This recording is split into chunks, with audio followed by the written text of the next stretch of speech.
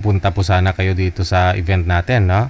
Hindi po kayo natuloy. Oo, hindi kami natuloy kasi nasa Samar kami doon sa place ni OIC.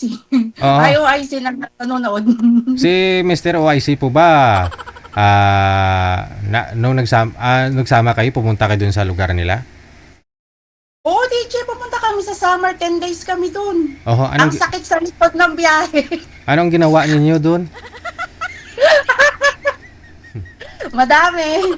Ay, madami. Kumain ninyo. Yung buko. Yung buko, DJ. Ano pa ho yung kinain mo dun? Suman. Ano pa? Yung hindi mo makalimutan. At dahil, Okay. Tapos, ano po, balak ninyo? Ano po ba yun? Kasal si Mr. OIC? Kasal po siya? hindi po, DJ, ano siya, may dati siyang kalibin, di ba? Ka-live-in. So, bali ikaw, Pero namatay na. divorce na po kayo? Mm-mm. So, anong balak ninyo? Ayaw nyo magpakasal? Okay, gusto naman, DJ, pero tapusin ko lang siguro yung presidente namin dito kasi medyo mahigpit eh. Ang daming Hindi, sabi daw, mga rules. sabi daw, siya pa rin daw yung magpapatakbo sa susunod. Ay, hindi na, DJ, kasi pangalawang term na niya. Hanggang dalawa lang ba? Wala na. 2 terms na. Kaya pala parang So, sinasagad, 4 years. parang sinasagad-sagad niya, no? Kasi lahat ng gusto niyang gagawin, ginagawa niya talaga ngayon. Tama, DJ, Oo. tama. Kaya, Sobrang, maraming Pinoy na gusto sa kanya. sobrang higpit, no? Sa mga foreign, no? Oo, DJ, sobrang higpit. Pero ikaw, ano po status niyo po dyan? Ano na kayo dyan? Single po. Po? Single DJ. Oo. Ibig sabihin, ano po yung kayo dyan? Permanent na Citizen na po, DJ. citizen? Sama ng mga bata. Hindi po pwede. Kunyari, mapakasal ho kayo ni Sir OIC. Pwede, DJ. Oh. Kaso may bagong rules lang nung may yata yun. I'm not familiar doon na kapag nag-apply daw, doon pa rin sa country kung sino yung ina-apply mo. Kunyari, magpakasal kayo dito. Parang, Hindi mo pwedeng gamitin na dyan ka mag-a-apply para makuha mo siya, kundi dito pa rin sa Pilipinas. o parang dyan siya pa rin ma-approvean, parang ganun. So, Kasi dati pwede siyang mag K1 visa. K1 visa kasi parang fiancé. Tapos makakapunta siya rito. Tapos pag nakapunta within 90 days, kailangan magpakasal kayo kundi mabu-void yung K1 visa. Paano kung dito kayo magpakasal? Pwede rin. Mas okay yun. Kala ko nga po nagpakasal na ho kayong dalawa eh. Hindi, DJ, nag-early celebration lang ako ng Wow. 50th birthday ko ngayon. Happy birthday to me. Aba, happy birthday. Akala ko po, nag-advance celebration lang kayo. Kumbaga, nag-honeymoon lang kayo, walang kasal. Secret. Aray. Secret. Kaya nga kukunin sana kitang event, kaso parang yung schedule mo noon eh. Oo, busy ako that Kasi time. Oo, kaya ko kay manager noon, sabi niya parang naisip ko mag-anniversary tapos Sobrang busy talaga. iistorbohin pa kita papuntang Pangasinan. Siyempre, it Oo. takes parang 2 days mo rin yun mawawala. Kaya sabi ko, na lang kami ng iba. So, bali, ano pong ginawa ninyo? Anong kaganapan noon sa Pangasinan sana? Nag-early party sa event. Tapos nagpunta kami ng Baguio. Dinala ko sa Baguio, Wow. DJ. Kasi mainit pa ho that time, no? Medyo malamig talaga sa Baguio. Kaya doon medyo relax, no? Grabe yung init. Parang hindi ko kaya yung init. Sobra. Asma pa ako ng 2 beses dyan. Na? Tapos mainit. Nagkasakit ako 2 beses sa sobrang init. Hindi yung init yung dahilan kung bakit ka nagkasakit. Baka nasubrahan. Baka nasubrahan, aray. At ito pa nakakatawa, DJ. Na-miss ko yung flight namin pabalik. Bakit? Ano po nangyari? Akala ko kasi ang balik talaga namin May 14. 1:35, walang nakalagay PM or AM kasi Korean kami, Korean Air sa Clark din to Korea. 1:35, akala ko hapon. Yun pala umaga. Pinatid niya. Yung pala madaling araw ng 1:35. My goodness. Tapos, Rebook ka na lang. nag-rebook ako DJ ng one way. Kaso yung, sana kung may insurance, hindi ko kasi kinuhanan ng insurance yung flight namin para mas mura. Ang babayaran ko ulit is almost 4,000. 4,000 US dollar? US dollar. Tapos, ang advice sa akin is, kuha na lang daw ako ng one-way ticket ba? So, kumuha ako. So, in pesos, kasi dyan ko na binook, almost 200,000 pa rin. Ang sakit sa banks. Aray, bonggang kasal na sana Sobrang yun. No? kasiyahan, no, I see. Aray! Aray ko! So, ano lang po sana yun. Sana, sinagad mo na. Total, na-cancel naman ho. Hindi ka natuloy yung flight. Sana nagstay ka pa ng kahit isang linggo. Baka, Nag-stay pa ako ng isang linggo, DJ, sabi ko na eh. Sinagad-sagad talaga, no? Inagad-sagad talaga. So, kailan po ulit uwi mo dito ulit sa Pilipinas?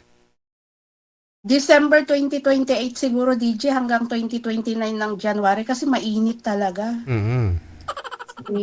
January. Yung anak ko ayaw lumabas, naka 24 hours ang aircon kasi hindi rin niya kaya, ang init. Init talaga, no? Saan po ba kayo sa Pangasinan? Sa Ordaneta, DJ. Medyo malapit-lapit lang sana, no?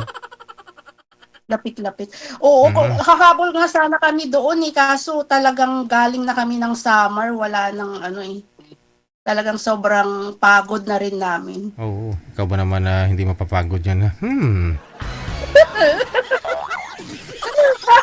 O di sana isinama mo si Mr. OIC, sinama mo doon, siningil mo yung big bike mo doon sa boyfriend mo dati na binigyan. Sinama ko sana, punta sana ng Cavite, no? Oh, sayang. Uy, DJ, ano pala? May nagko-comment dyan sa akin pag nagko-comment ako sa live nyo, na may nag-comment sa akin, hindi ko naman pinapansin. Tapos sabi niya, nag-message daw siya. Uy, sabi ko nga, ang bastos ng comment niya ba? Sabi ko, hindi ko siya kilala, kaya sabi ko sa comment dyan sa iyong live 2 days ago, sabi ko, magpakilala ka sa akin bago ka magsalita ng masasama. Kala mo kilala niya ako. May mga tao talaga kasing ganun no? Hindi pa nila parang kilala talaga nila yung tao yung sinisismis nila, taong ibabash nila, no? Kung ano nung sinasabi niya sa akin. Sabi ko, anong sinasabi? Naku, DJ, below the belt, ang hirap banggitin sa live kasi parang kilala nga, sino ba siya, parang ganun yung sabihin niya sa akin. Sabi ko nga, may nanay ka, may kapatid kang babae, kaya below the belt, hindi man ko naman siya kilala. Bakit niya naman? In-stalk ko yung account niya, ano ba yun? Nakalock? Lock profile, tapos wala siyang friends.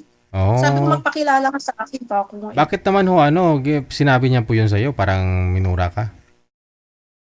Parang minura niya ako, tapos mayroon something doon na, paano naman daw siya sa akin. Sabi ko, nagulat ako. Sabi ko, sino to? Pero hindi ko in-accept yung chat niya ba. Tapos, sinagot ko siya sa comment sa live mo 2 days ago. Kasi sabi ko, magpakilala ka kung kilala mo ako. Sabi ko, para hindi yung ganyan, diba? Shout out sa'yo. Ayaw kong banggitin ang pangalan mo kasi baka dami account ka. Block mo na lang kaysa ma-stress ka, no? Yun na nga, DJ. Mensahe mo na lang kay, kay best friend mo, kay BFF mo, dali. Ano mensahe mo kay YC? Mensahe sa lahat ng mga sumasali muna, DJ. Ano? Huwag kayo masyadong mapili. Kasi yung boyfriend mo na yan, di ba? Dito mo nakausap si Mr. OIC sa live natin. DJ, wala naman ako masabi. Kumbaga, sabihin na natin na hindi man kagwapuhan, pero ang tignan ninyo yung kalooban. So, ilang years na po kayo? Naman yung gwapo. Ilang years na po kayo? 14 months. 14 months kayo? Mahigit isang taon na rin, no? Mahigit isang taon na rin. Parang kailan lang? Di ba? Kaya way of communication, wag masyadong maging halos karamihan po kasi. Halos karamihan po ng mga sinasabi nila. Kapag nagkita na, nagbabago, no? Kayo hindi naman nagbago. Hindi naman, DJ. Medyo ngayon kasi, may nangyari din sa work niya. So, Alam mo nangyari? yung, di ba, ang haba kasi ng niya, nag-chismis na ako, nanonood pa naman siya ngayon. medyo yung may kasamahan siya, siyempre nasa top of the ano siya sa pagiging security guard. So parang sinulot yung pwesto niya. Wala siyang binalikan na trabaho. Ay, ganon. Oo, kaya kawawa naman. Pero formal naman po siya nag-leave. Ano po ba? Baka na-awol? Formal leave naman siya, inapprovean naman ng agency. So nung report for work na siya, nagulat siya, hindi na daw siya mag-duty as OIC.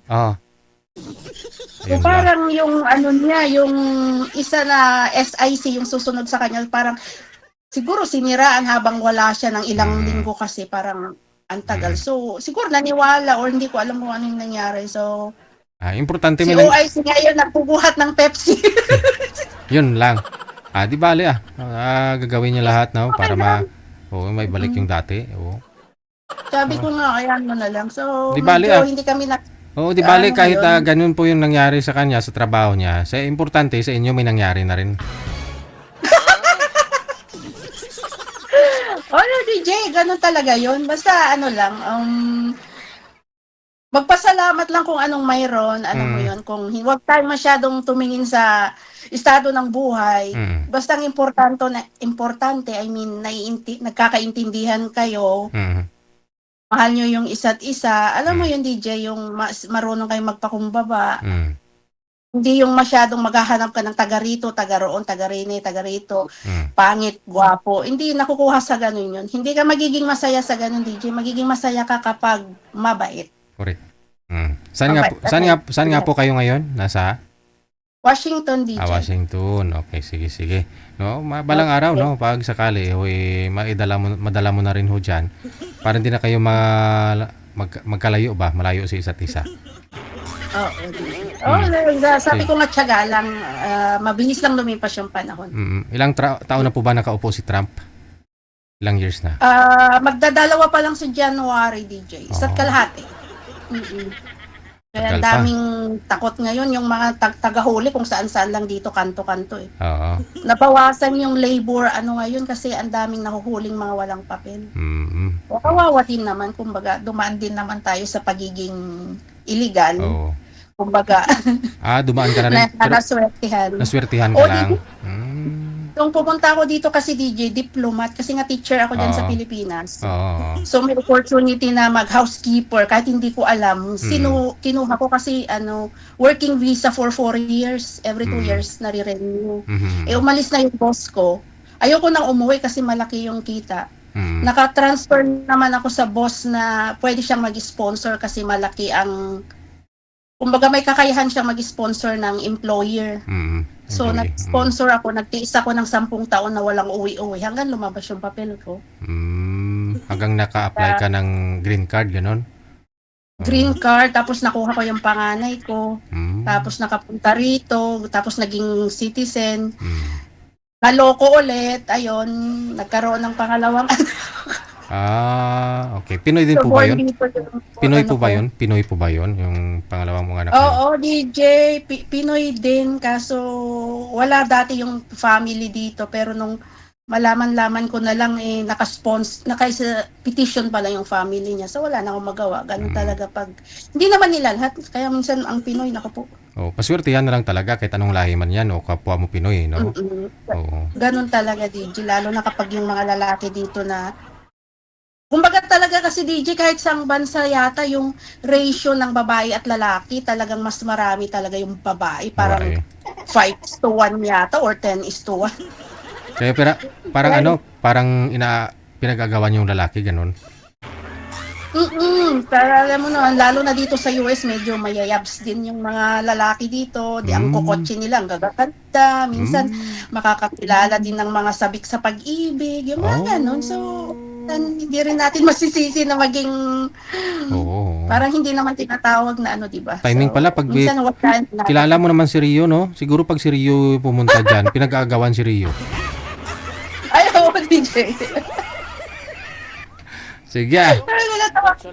Sige DJ, happy lang, baka next time makapunta. Talagang trinay naming pumunta dyan noon. Sabi no matter what, kaso talagang hindi kinaya ng katawan ko DJ, talagang bumibigay yung katawan ko sa pagod. Ganun talaga. Siyempre, sino ba naman di papagurin? Thank you, salamat, Madam Jobs. Salamat, Michelle. Bye-bye.